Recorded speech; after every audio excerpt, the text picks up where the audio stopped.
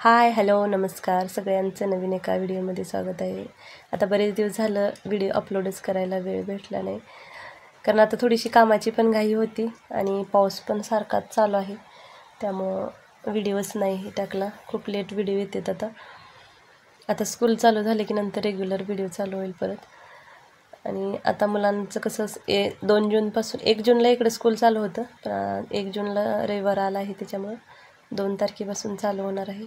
मग त्यांचं काही डेली वेअरची हे असं कपडे घ्यायची होती, कारण आता पाऊस चालू झाला की नंतर ना 2-3 महिने जास्त पाऊस राहतो, मग कपडे एवढी वाळत नाहीत. त्यामुळं मग त्याला एक शर्ट पण बघायचा होता, पण त्याचं काय होतं तब्येत नसल्यामुळं ना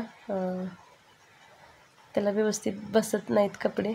हाईटनं म्हणजे मोठे होतात आणि असे जास्त लूज होतात. पण त्याचं घालेल ते जाऊन आरशामध्ये बघून यायचं होतं मी कसा दिसतोय ते.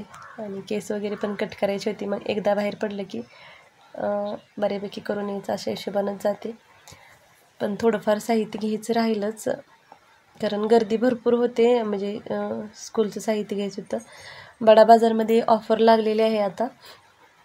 मग हे जे कपडे आणलेले होते ते एकदा बिल चेक केलं, कारण तिथं गर्दी असल्यामुळं म्हणजे बिल सगळं व्यवस्थित केलेलं आहे का एकदा बघावं म्हटलं. आणि मग स्टिकर वगैरे काढून टाकले. आणि डेली वेअरचे आहेत ते मी काय करते, अगोदर धुते आणि नंतर मग वापरते. मग ते धुवायसाठी साईडला काढले. प्रांजूला मग बसवलं स्टिकर काढायला. वेळ झाला होता आता, मग तिला म्हणलं तू स्टिकर कट करून दे, मी बिल चेक करते तोपर्यंत.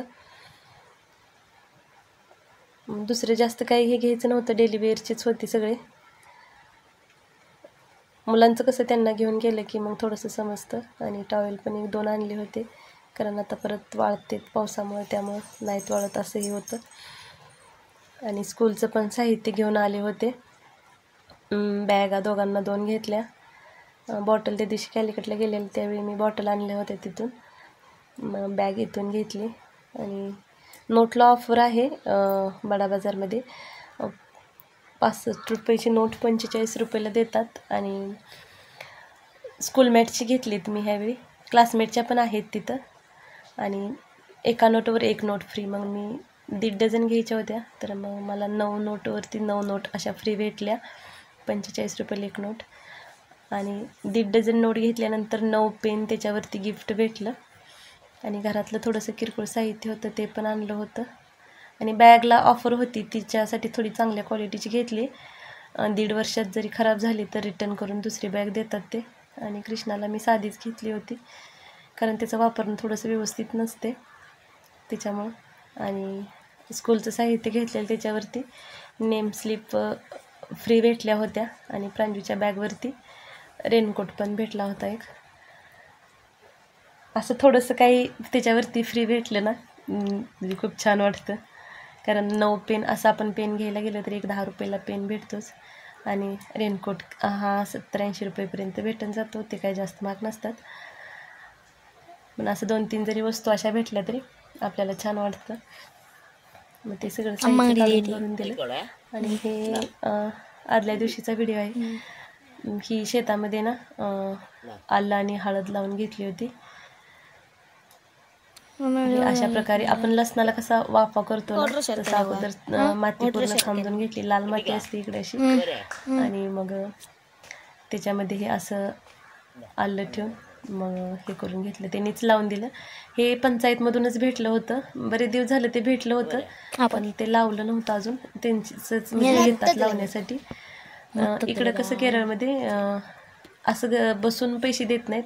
आता हे वयस्करच आहेत बघा सगळ्या, म्हणजे गव्हर्नमेंटचं काम करतात. ह्या दिवसाला 350 रुपये असे त्यांना मजुरी भेटते. काम जास्त काही नसतं, थोडंफारच काम असतं. आणि हे दिलेलं होतं आलं, हळद आणि ती चेन आणि चेंब असं 4 प्रकारचं. मग ते अगोदर सगळं गवत काढून क्लीन करून घेतात शेत आपलं. आणि नंतर त्याच्यामध्ये मग जिथं जागा आहे ना, म्हणजे आता माझ्या तिथं बऱ्यापैकी जागा आहे रिकामच, मग ते गवतच येते त्याच्यामध्ये बरंचच, त्यामुळं मग ते लावलं. आणि हा मिऱ्याचा वेल सुपारीच्या झाडाच्या बुडात आणि फणसाच्या बुडात असं मी लावलेलं आहे मिऱ्याचं वेल. हे अगोदर लावलेलं आहेत, नंतर लावलेले आहेत, ते अजून लहान आहेत. अजून याला मिरं नाहीत आलं. किती टाईम लागतोय मला ते 2-3 वर्ष तरी जातात बहुतेक, अजून तरी काही सुरुवात नाही झाली. आणि हिरवंगार असं सगळीकडं खूप छान वाटतं. आणि हे नारळाचं आणि सुपारीचं ना हे असा कचरा पडतच राहतो, ते थापा असतात ते. आणि दुसरं छोटं नारळ पण नंतर लावलेलं आहेत आणि सुपारी. आणि हा खूप मोठा झालेला आहे मिऱ्याचा वेल, फणसाच्या झाडावरती खाली लावलेला, खूप पसरलेला आहे तो. आणि ही बाजूला आहे ती माशाच्या भाजीमध्ये घालतात ना चिंच, दुसऱ्या प्रकारची एक असते बघा, ते आहे. पण त्याला अजून चिंच नाही लागलेली, म्हणजे नाही ते येत तसं काही त्याला. पण ते झाड खूप मोठं असं गेलेलं आहे. आणि आड इकडे असा पॅक करून ठेवतात, साईडून नेट सगळं पूर्ण लावून. कारण झाडं भरपूर असल्यामुळं काय होतं, झाडाचा पाला, नारळ हे त्याच्यामध्ये पडून पाणी खराब होतं, त्यामुळं पूर्ण पॅक करतात. आणि एका साईडनं असं थोडंसं ओपन ठेवायला येतं, म्हणजे तिथून आपल्याला जर पाणी कधी काढायचं झालं तरी काढून घेऊ शकतो. आणि केळीला, देशी केळीला बघा केळी लागलेली आहेत. आता अजून घड काढायला नाही आलेला, लहान आहेत. हे जास्त मोठी होत नाहीत, देशी आहेत ही थोडीशीच मोठी होतात. आणि हा एक फणसाच्याच झाडावरती, ह्या झाडाला फणस येतात चांगले, त्याच्यावरचा हा खूप मोठा असा वेल झालेला आहे. वेल भरपूर मोठे झालेत पण अजून मिरं नाहीत येत त्याला. हे झाड खूपच मोठं आहे फणसाचं. आणि आता नारळ पण काढायला आलेले आहेत, पाऊस चालू व्हायच्या अगोदर काढून घ्यायचे आहेत. नारळ बरं आता पडतेत जे सुकलेले आहेत ते, आणि त्याचं फळ पण पडतेत बरेचसेच खाली असं, त्यामुळं कचरा भरपूर होतो आहे असा. आणि पाऊस आता फेब्रुवारीपासून थोडा थोडा चालूच आहे, त्यामुळं गवत पण भरपूर असं वाढलेलं आहे. म्हणजे सारखं काढलं तरी ते राहतेच, म्हणजे पाऊस असतो सारखा त्यामुळे ते येत राहतंच. आणि हे त्यांनी असं म्हणजे हे करून घेतलं, थोडीशी राख होती ती टाकून त्याच्यामध्ये हे हळदीला राख घालतात, आल्याला राख घालायची नसते असं त्यांनी सांगितलं, मला पण माहीत नव्हतं. मग त्यांनी असं सगळं लावून दिलं मला, आणि सगळं शेत पण क्लीन करून घेतलं त्यांनी. त्यांना गव्हर्नमेंटकडून पैसे भेटतात, असं सगळ्यांच्या शेतामध्ये करतात. पण माझ्या ह्याच्यात फर्स्ट टाईमच आता ह्यावेळी केलं होतं.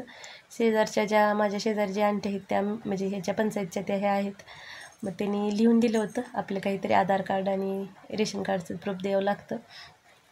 ते दिलं की मग आता हे दरवर्षी येऊन असं शेतात लावून देतात.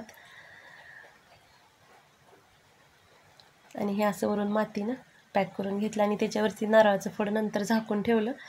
ते उगवल्यानंतर मग हे करायचं, ते फळ साईडला काढून ठेवा असं सांगितले त्यांनी. आणि लाल माती ही पूर्ण अशी माती खांदून मोकळी करून घेतली,